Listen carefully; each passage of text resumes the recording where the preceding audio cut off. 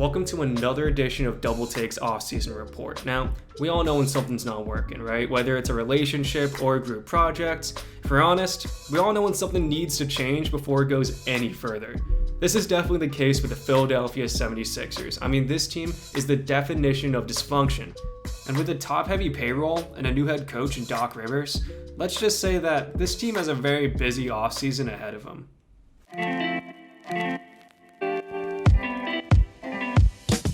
The most pressing issue with this current roster is that the two best players on the team haven't been playing with each other effectively.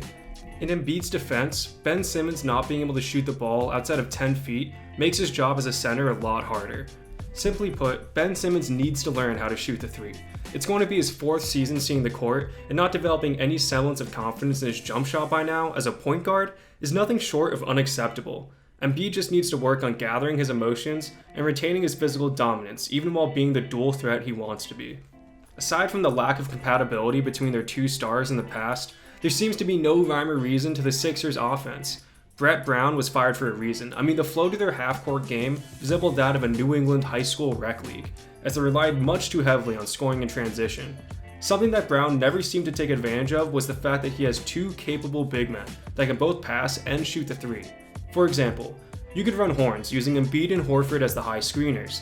This allows Simmons to get ahead of steam when driving to the basket, using either of the big men in a pick and roll. This not only allows Simmons to showcase his playmaking by scoring inside or passing to the rolling big, but also having the option to kick out to the other big man who popped out on top, leaving him open for a three.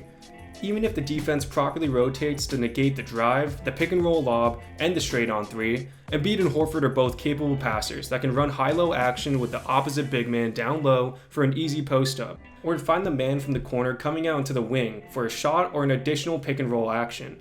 This is just one example of how you could utilize the unique skill sets of your star big men, while making Simmons' lack of shooting not as big of a deal.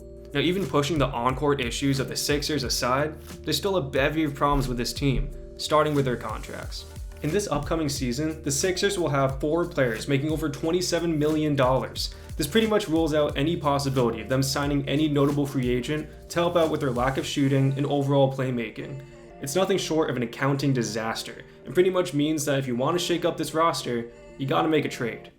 At first glance, the contract you'd probably like to move first is Al Horford's. Now, like I said before, Horford's ineffectiveness last year was mostly due to being used improperly, but his 4-year, $109 million deal really leaves Philly with no cap flexibility, and you don't want to get rid of Simmons, Embiid, or Tobias Harris. The Sixers could definitely find a team like the Cavs to unload that contract, and maybe even gain a shooter or two, though definitely more drastic. Trading Ben Simmons might be the big change that the Sixers need. A two-man game with Embiid is a lot more threatening with a guard who can shoot, like CP3, CJ McCollum, or Drew Holiday.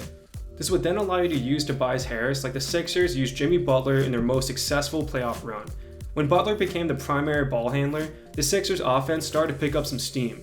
Harris has all of the offensive tools necessary to do this, and if you're paying him $34 million next year, he simply needs to play a bigger role. Now, the Sixers might be an expensive, mediocre team in 2020, but that doesn't mean that in 2021, a new head coach, a new mindset, and maybe even a new roster can't turn things around. Philly is looking for their next title contender, and it's sure as hell not going to be the Eagles.